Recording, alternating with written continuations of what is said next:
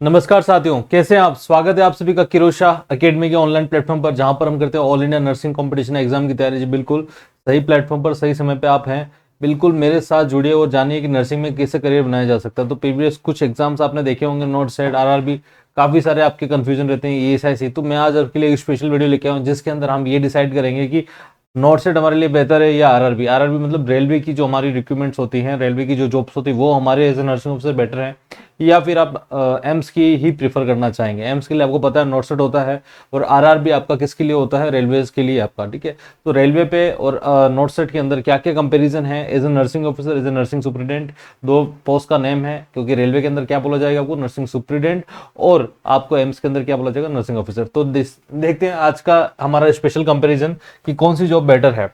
तो आप अपनी चॉइस डिसाइड करिएगा कि आपको कौन सा बेस्ट लगता है। चलिए तो डिसाइड करते हैं। सबसे पहली चीज डिपार्टमेंट की बात करते हैं। देखो नॉट सेट के अंदर जो डिपार्टमेंट लगता है वो ministry of health and family welfare लगता है। देखो एम्स एक ऑटोनोमस बॉडी, बट जिसके अंदर में आता है under the supervision of ministry of health and family welfare.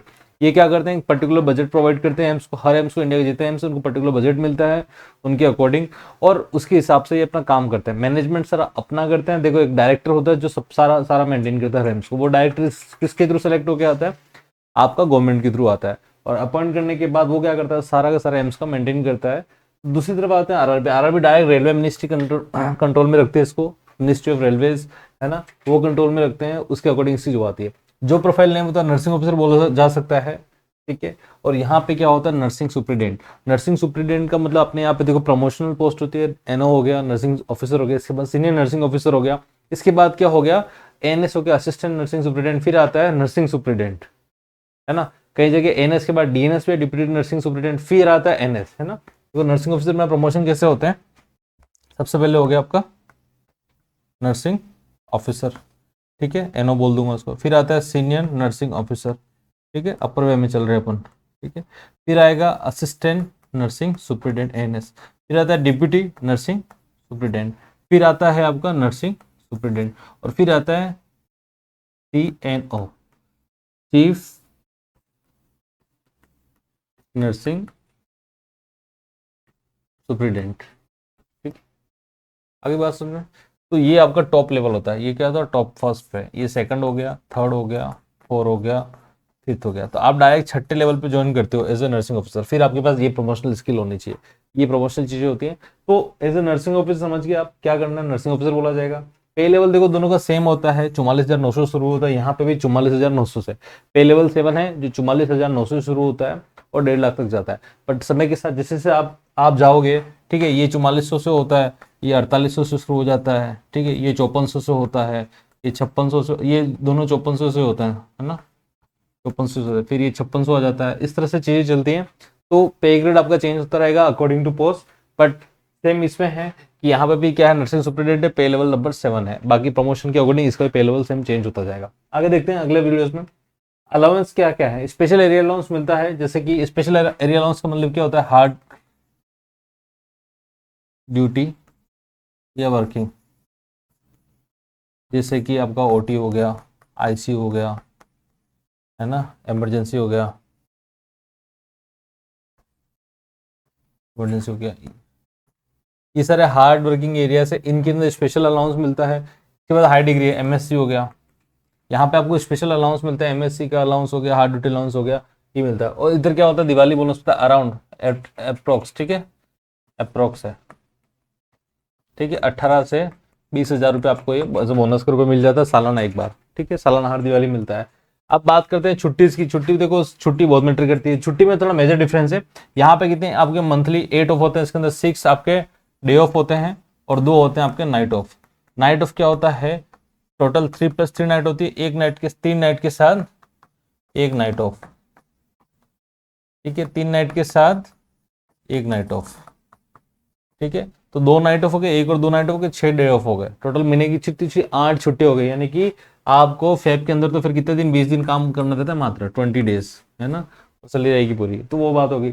अब यहाँ पे बात करते हैं, यहाँ पे सिर्फ 4 डे ऑफ होते हैं और कितने होते हैं, ओनली 4, ठीक है। ईएल देखो अर्न लीव होती है। अर्न लीव का मतलब होता है पर मंथ आपको हर महीने 2.5 डेज, है ना। की छुट्टी मिलती है, तो 12 इंटू 2.5 इंटू 12 महीने हो गए, तो करोगे टोटल 30 ईएल निकलेगी। ठीक है, आपकी सर्विस के अंदर, आपकी टोटल सर्विस के अंदर आपकी 30 ईयर्स की मिनिमम सर्विस होती है, तो 30 ईयर्स की सर्विस के अंदर आपको कितनी हो गई, टोटल 900 छुट्टी हो गई ना। 30 अगर पर ईयर 30 मिल रही है, पर मंथ 2.5 मिल रही है, तो 30 ईयरली हो गई। 30 में 900 छुट्टी मिलेंगी टोटल, कितनी 900 ईएल होंगी। पर इसमें से आप सिर्फ ओनली 300 ओनली एनकेस करा सकते हो। एनकेस का मतलब इनका जो लास्ट में आप जब रिटायर्ड हो गए, आपका टोटल लीव रिकॉर्ड देखा जाएगा, जिसके अंदर आपकी जो ईएल है, आपने पर मंथ 2.5 ईएल मिलनी है, सालाना 30 ईयर्स हो गई। आपने 30 ईएल में से मान लो एक साल के अंदर 15 यूज की, तो 15 आगे क्या हो जाएंगी, फॉरवर्ड हो जाएंगी। तो अगले साल वापस हर 6 महीने में आपको 15 मिलती है। 6 महीने में 15, जुलाई में 15 तक मिली, फिर वापस जुलाई से जनवरी के लिए 15 और मिलेंगे। 30 हो गए, 30 में आपने मान लो 10 यूज कर ली, 20 बची, तो 20 अगले साल के लिए कैरी फॉरवर्ड हो जाएंगे। इस तरह से जुड़ती चली जाती है, और लास्ट आपको रिटायरमेंट के समय मैक्सिमम 300 ईएल का ही एंगेजमेंट होता है। आपकी जो लास्ट मान लो आप रिटायरमेंट आपको इनको ईएल को एनकेश कराते हो, तो आपकी जो बेसिक सैलरी थी, आपकी जो जनरल सैलरी है, उस सैलरी के अकॉर्डिंग लास्ट 12 मंथ की जो सैलरी है, उसके हिसाब से आपको 300 लीव्स का पेमेंट हो जाएगा। बाकी जो 600 ईएल आपकी थी, उनको आपको यूज करना रहेगा, अदरवाइज वो लैप्स हो जाएगी। इसी के साथ 10 सीएल आती है। 10 सीएल के अंदर क्या होता है, 2 तो आरएच होते हैं, रिस्ट्रिक्टेड हॉलीडे होते हैं, और 8 सीएल होते हैं। इसके अंदर 10 की 10 सीएल होती है ना। रिस्ट्रिक्टेड हॉलीडे का मतलब कुछ जैसे करवा चौथ हो गया, है ना, गणेश चतुर्थी होगी, कुछ ऐसे गवर्नमेंट डेज होते हैं जिनके अंदर गवर्नमेंट में छुट्टी होती है, पर यहाँ पर रिस्ट्रिक्टेड होता है। बाकी आप ईएल के इसको सीएल की तरह मानना, ज्यादा कंफ्यूज मत होना। 10 छुट्टी हो गई, 20 एचपीएल होते हैं, हाफ पे लीव। अगर 20 हाफ पे लीव सालाना होती है, मतलब अगर आप बीमार हो जाते हो तो हाफ पे ले सकते हो। बट अगर चाहते हो आप हाफ पे ना लो, आप फुल पे लो, तो आप इनको आधा कर लो, तो 10 मान लो, तो आप 10 मेडिकल लीव मान लो सालाना। ठीक है, अगर आप इनको कन्वर्ट कराते हो तो क्या होगा, एक मेडिकल के लिए आपको 2 एचपीएल लगानी पड़ेगी, तो 2 एचपीएल, 2 हाफ पे मिला के 1 फुल पे हो गया। तो इस अकॉर्डिंग 10 आपका मेडिकल लीव हो गया, या 20 एचपीएल, बात एक ही है, दोनों चीज में सेम है। अब छुट्टियां लगभग दोनों में सेम है, बस ऑफ में डिफरेंस है। मेजर डिफरेंस फिर आता है शिफ्टिंग में। देखो एम्स के अंदर जो शिफ्टिंग होती है आपकी 6 आवर की होती है, कितनी 6 आवर की होती है, 6 घंटे की होती है। और मान लो 8 से 2 मॉर्निंग हो गया, 2 से 8 इवनिंग हो गया, 8 से 8 नाइट हो गया। नाइट में थोड़ा से 4 घंटे, 2 + 2 घंटे ज्यादा होते हैं, बट नाइट का अच्छा रहता है। यहाँ पे 8 घंटे की शिफ्ट, 6 से 2 सुबह, 6 से 2, 2 से 10 और 10 से 6। ये थोड़ा हेक्टिक होता है, इसलिए बोलते हैं रेलवे की जॉब थोड़ी सी हेक्टिक होती है। रादर देन काम कुछ नहीं होता, बट एटलीस्ट आपको देखो काम हो ना हो, कुछ आपको कहीं जाके बैठना भी है सुबह 6 बजे, तो इट इज हेक्टिक, है ना। तो डिफरेंस है, आपकी अपनी चॉइस होगी, जिसको जो पसंद आए। नेक्स्ट ट्रांसफरेबल, अभी तक तो एम्स में अंदर कोई ट्रांसफर पॉलिसी नहीं है, बोला जा सकता है in future mutual transfer develop हो सकते हैं। और यहाँ पे अभी ट्रांसफर है, आपको अलग अलग जोन, आपको एक ही जोन के अंदर, मान लो वेस्ट जोन है, इस जोन, उसी जोन के अंदर आपको ट्रांसफर किया जा सकता है।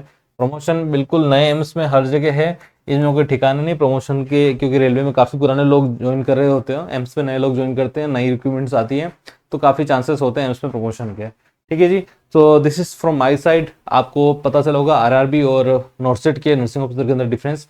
दोनों अपनी जगह पे अच्छी हैं, दोनों जॉब्स अच्छी हैं, कोई दिक्कत नहीं है, दोनों ही बहुत बेस्ट हैं, जो लग जाए वो बेस्ट है। बाकी आपको मेजर डिफरेंस बता दिया। और भी कोई जानकारी जानना चाहते हो तो प्लीज कमेंट कर लीजिएगा, we will definitely give the information. Thank you so much, मिलता है किसी शानदार नर्सिंग इन्फॉर्मेशन के साथ नेक्स्ट वीडियो में। Thank you.